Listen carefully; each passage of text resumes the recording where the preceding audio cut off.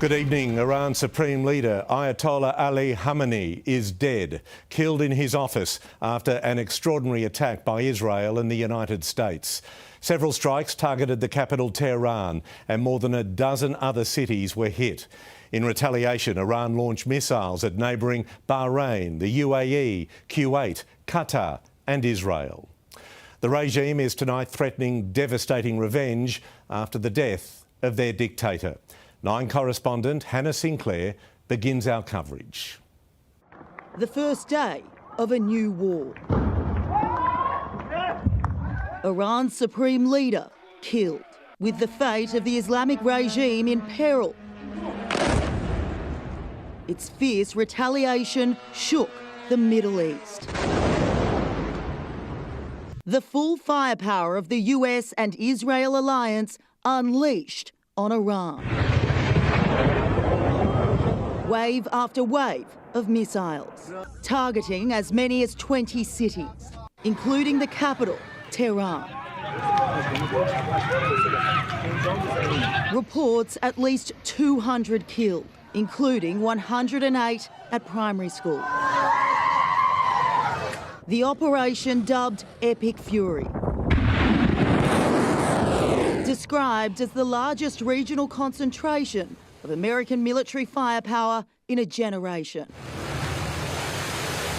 200 Israeli jets were involved in the strikes, the largest military flyover in its history, claiming more than 500 targets were hit.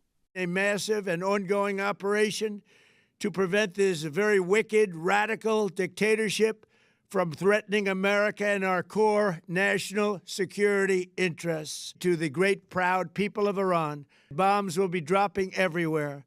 When we are finished, take over your government. It will be yours to take. The US president announcing the demise of the nation's supreme leader, with the words, Khamenei, one of the most evil people in history, is dead. Ayatollah Khamenei was responsible for the regime's ballistic missile and nuclear program and its brutal acts of violence and intimidation against its own people. He was responsible for orchestrating attacks on Australian soil. His passing will not be mourned. Iran vowed the response would be crushing, and it was. Israelis scrambling to bomb shelters in the face of non-stop fire. This missile evading the Iron Dome and slamming into Tel Aviv. Why? One person was killed and at least 22 others injured. Other civilians caught in the crossfire as the regime targeted American assets in the Gulf. Bahrain, Jordan, Kuwait, Qatar and the UAE. That is the Fairmont Hotel in Dubai. The famous hotel, one of several structures hit by debris. Another aerial interception of a missile, leaving the Burj Al Arab Hotel ablaze. One person has died and 7 have been injured at Abu Dhabi's Zayed Airport. 4 more wounded at the international terminal in Dubai. Bahrain International Airport damaged by a drone. The strikes rattling a part of the region long seen as an oasis of stability. Donald Trump says this could have been avoided. The bombardment coming amid stalled nuclear talks. That is why in Operation Midnight Hammer last June, we obliterated the regime's nuclear program. After that attack, we warned them never to resume their malicious pursuit of nuclear weapons, and we sought repeatedly to make a deal. The US president calling the shots, but here at the Pentagon, top military officials are coordinating this historic attack on Iran. This has been months in the planning, with Israeli forces to neutralise what they say are imminent threats to national security. The lives of courageous American heroes may be lost and we may have casualties, but we're doing this not for now, we're doing this for the future. Iran now forced to look at its future. Cheers throughout the capital. As news broke through the communications blackout, the hardline cleric, who ruled for 36 years, is dead. Israel Prime Minister Benjamin Netanyahu urging Iranians go out to the streets to complete the task and overthrow the regime of horrors that is embittering your lives. Iran is tonight warning this great crime will never go unanswered and that a severe, decisive and regret-inducing punishment is coming. In Washington, D.C., Hannah Sinclair, 9 News. And 9 correspondent Hannah Sinclair is in Washington, D.C. for us tonight. Hannah, the US president has just changed the course of history in the Middle East. Yeah, Pete, good evening. Donald Trump labels himself the president of peace and often talks about all the wars he has helped end. But now the 47th president has started a war so serious it's impacting people all over the world. President Trump is all about putting America first. But tonight his critics are questioning how this conflict helps his own citizens, labelling this attack a mistake and a war of choice. But his supporters say it's yet another show of the nation's extraordinary military might and is a stunning achievement. The Secretary of State briefing top lawmakers in advance, but the president did not have approval from Congress to wage this war, testing his powers as Commander-in-Chief. President Trump, though, doesn't seem fazed. He's been at fundraisers at his Mar-a-Lago estate, dancing, telling the crowd he's got to get to work just moments before altering the fabric forever in the Middle East. Pete? Hannah, thank you. Countries visited by tourists and considered safe havens are tonight bearing the brunt of the conflict, under fire from Iran as the country retaliates. Australian tourists and expats are caught up in the conflict, which is playing out in one of the world's busiest air corridors. Dubai and Doha are usually shielded from direct conflict in the Middle East, but not this time. Bahrain too caught in the carnage as America and Israel unleashed fury on Iran. The Islamic regime struck back. Hundreds of thousands of travellers were diverted or left stranded as the airspace across the region slammed shut. And airports weren't safe spaces. Dubai's is one familiar to many Australians and the world's busiest. Its international terminal damaged by airstrikes. Australians Daniel Caltafano and Jowiga Senwia are in Abu Dhabi. Once we got to the hotel, we heard the loudest boom. Once we were paying for the taxi, George was in a massive panic.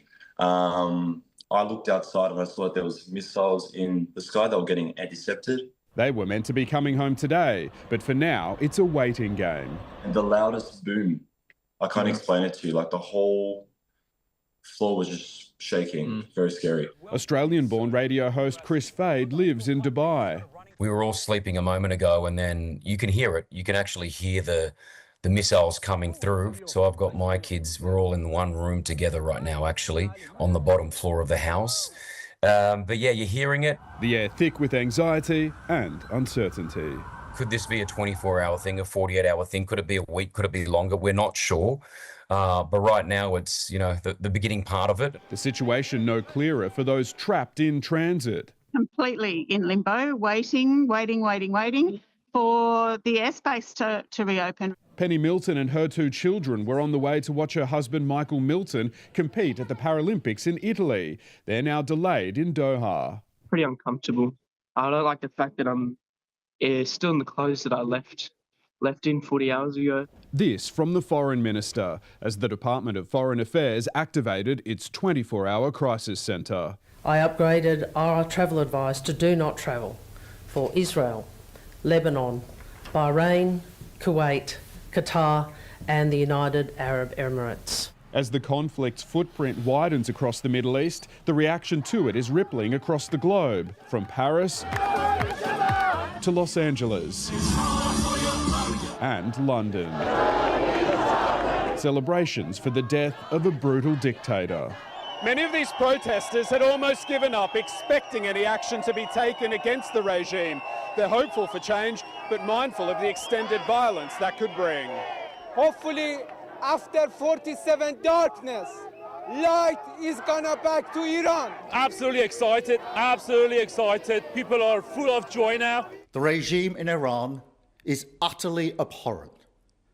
They have murdered thousands of their own people, brutally crushed dissent, and sought to destabilise the region. The reach of this war spiralling fast, instability in the region and uncertainty for those trapped. In London, Josh Bavis, 9 News. Well, here at home, the attack has received mixed reactions. As we go to air tonight, thousands of people are celebrating the demise of Iran's supreme leader in Sydney's Hyde Park. But for many others, the conflict has signalled the start of an emotional and unsettling time. The fallout from the attack on Iran spilling out into Sydney Airport. Within hours, airspaces were closed and flights cancelled. Hundreds bound for Dubai last night left stranded. Of course I'm worried. I don't know what's next. No communication, no nothing, you know. And with Mardi Gras and Bad Bunny in town, many couldn't find accommodation, instead forced to sleep in the terminal. All the hotels were fully booked. We were just left to our own devices. No food, no water. This morning, the last flights to leave Doha and Dubai before the bombing began landed in Sydney. Those on board thankful they made it out just in time. It was a big relief, yeah. I've been awake most of the night, texting my auntie in England. Also touching down, the Iranian women's football team on the Gold Coast just before the airspace closed for the Asia Cup. The advice tonight, if your flight's been cancelled or if you have an upcoming flight, beware. Travel insurance policies do not cover war or armed conflict. Instead, this is what you should do. Do not cancel. Let the airline cancel. That way you'll be entitled to rebooking or a total refund. Sydney is home to more than 21,000 Iranians.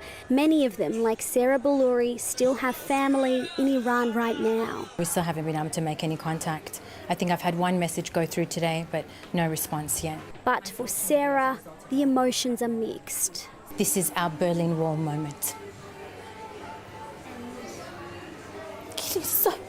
Just 1 second. When it comes to the Iranian community here in Sydney, the attack has left many divided. Those in support of it and those who say it was not the right course of action.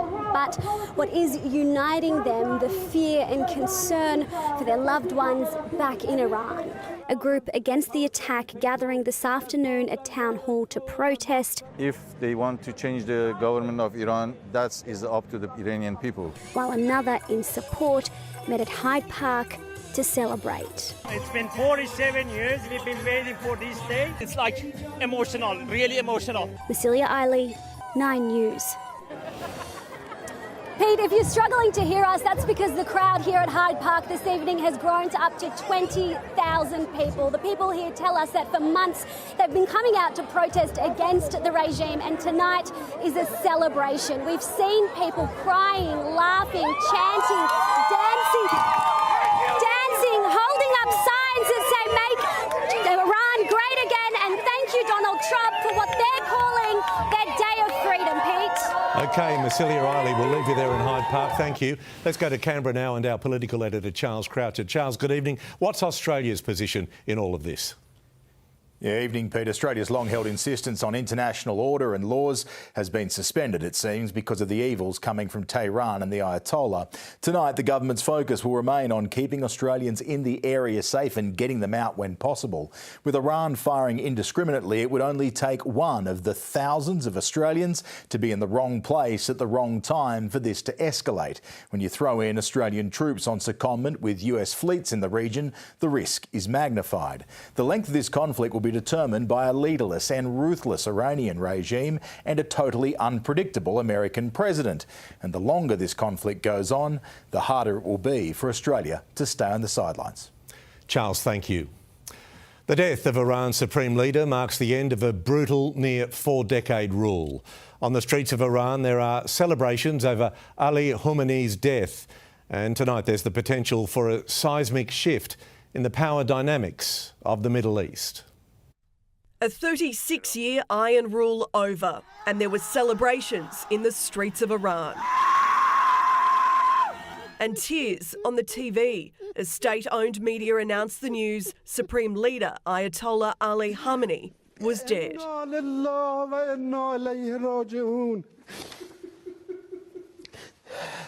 Today, those mourning him will be the orphans across the world. The 86-year-old taken out by Israeli strikes. Benjamin Netanyahu the first to break the news. For 3.5 decades, this tyrant dispatched terrorism across the world, the Israeli president said, before Donald Trump also reported Khamenei had been killed. He was unable to avoid our intelligence and highly sophisticated tracking systems. And working closely with Israel, there was not a thing he or the other leaders that have been killed along with him could do. Khamenei grew up an activist, playing a behind-the-scenes role in Iran's Islamic Revolution. He served as president before becoming supreme leader in 1989, holding a deeply anti-American stance, always strongly backing Iran's nuclear program. His image plastered across billboards, state television covered his every move. A generation of Iranians don't know life without him. There has only ever been 2 supreme leaders since the Islamic Revolution in 1979. The death of Khamenei plunges the Islamic Republic into crisis. There is no obvious successor, with the president and 2 other top officials to assume leadership duties temporarily. So many uncertainties here. The ultimate verdict of this is a long way away. The US president declaring this is the greatest chance for the Iranian people to take back their country. There were mass anti-government demonstrations across Iran in January, leading to the death of nearly 7,000 protesters. And while the US are now calling for an uprising, Iran is vowing revenge. And revenge is coming after Trump, after everybody who facilitated this assassination. He will pay the ultimate price. Jessica Maward, 9 News.